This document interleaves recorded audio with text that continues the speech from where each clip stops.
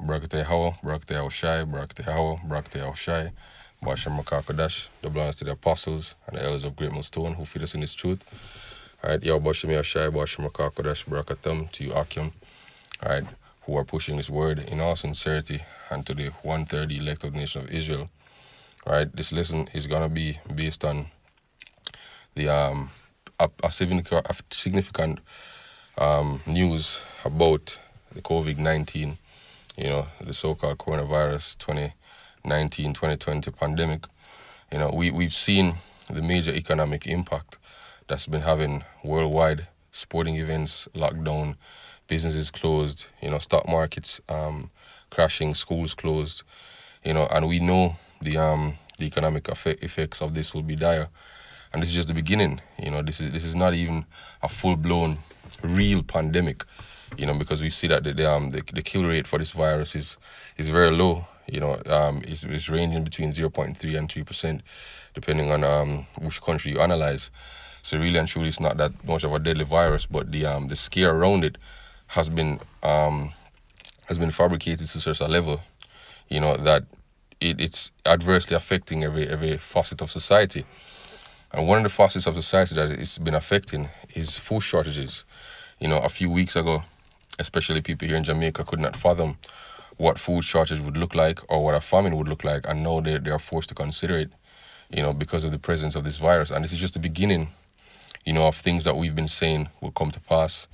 But the Lord, through His Spirit, through the angels, are pushing these prophecies, and His prophets are being vindicated. This is Habakkuk chapter 2, verse 3. For the vision is yet for an appointed time, but at the end it shall speak and not lie. Though it tarry, wait for it, because it will surely come. It will not tarry. Right now is the end, and it's speaking. Right, the prophecies are speaking even clearer. Right, there are people, who can't deny the presence of the prophecies, So we're gonna get this first article here from I think this is StabrokeNews.com. It was posted March 16th, that was yesterday. Jamaica, some residents run out of food in quarantine Bull Bay. Bull Bay, that part of St. Andrew that has been quarantined because the first confirmed case of the coronavirus came from a resident from there who flew down from the UK, came into contact with her family and other members of the community, and then a few others from her household were confirmed to have the virus. So now they've quarantined those two communities, 7 and 8 Mile Bull Bay, for 14 days. All right, and this is what's going on. Food and other necessities are reportedly running out in some households in Morales Drive in 7 Mile Bull Bay, which is currently under quarantine. Mary Black, a resident of the community, told the Star via telephone yesterday she has run short of food for her family because she's unable to make it to the ATM to withdraw much needed cash. The quarantine was announced for 7 Mile and 8 Mile on Friday night by the Prime Minister Andrew Holness as a measure to restrain the spread of COVID-19. Movement within the community has been curtailed for 14 days. At the time, Dr. Jacqueline Bisesa Mackenzie, Chief Medical Officer, said 30 persons had been in direct contact with patient 0. The first patient on the island to test positive for the coronavirus, and 8 of them are symptomatic.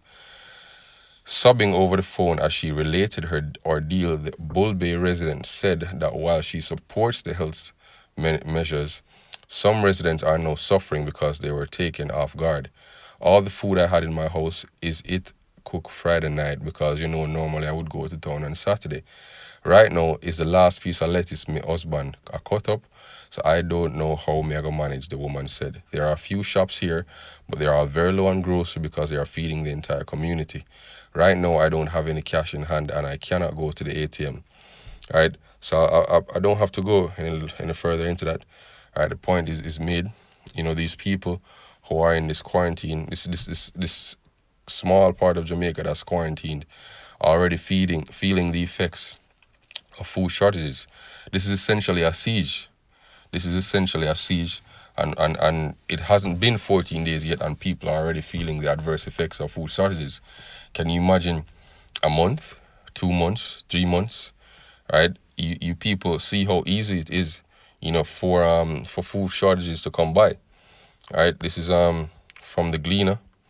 This was posted also yesterday. Grace Kennedy reassuring customers of sufficient food product supplies, right? Because people are panicking now. People are panicking, thinking that the food is running out, right? They're making run on supermarkets, trying to get what they can get. Right, it says, amid reports of large crowds and panic buying at supermarkets across Jamaica, Grace Kennedy Group CEO Don Webby is reassuring Jamaicans that Grace Food has sufficient stock to serve its customers and consumers. Grace Kennedy, and in this particular instance, Grace Foods planning protocols are very robust, especially because we know the situation, such as the one we're facing with COVID-19, are possible. While we understand that it's an uncertain time and we encourage preparedness on the part of the public, we want everyone to know that there is no need for panic and stockpiling of products. Speaking to the company's readiness, Webby said that there is currently between 6 to 8 weeks of inventory of key, hear that? 6 to 8 weeks of inventory of key canned and preserved products, for which Great Kennedy would expect an increase in demand. Right? That's just 6 to 8 weeks, yo. Right? So we see people panicking, right, over something as simple as what's going on right now, because really and truly this is nothing more than just a common cold or the common flu. It's even less deadly than the flu. And people are panicking. People are rushing to the supermarkets. Shelves are empty. And we see that not just here in Jamaica. We see that in the United States and throughout the other countries that have been impacted by this virus, right? And it's showing you how easy, it's evident now how easy it is for famine to take hold in a country, right? And this is a precursor to what will come, to what the Spirit of the Lord will bring, right? So let me bring out a few precepts and then wrap it up. This is Jeremiah 42 verse 16. Then it shall come to pass that that the sword which ye feared shall overtake you there in the land of Egypt, which we're in the land of Egypt right now, right? I'm starting with America, Babylon the Great, right? We're in that place right now. And the famine whereof you were afraid shall follow close after you there in Egypt. Therefore you shall die, right? People are going to die, yo, right? 2/3 of our people are going to die. Jeremiah 5, and I'll start verse 11. It says, for the house of Israel and the house of Judah have dealt very treacherously against me, saith the Lord.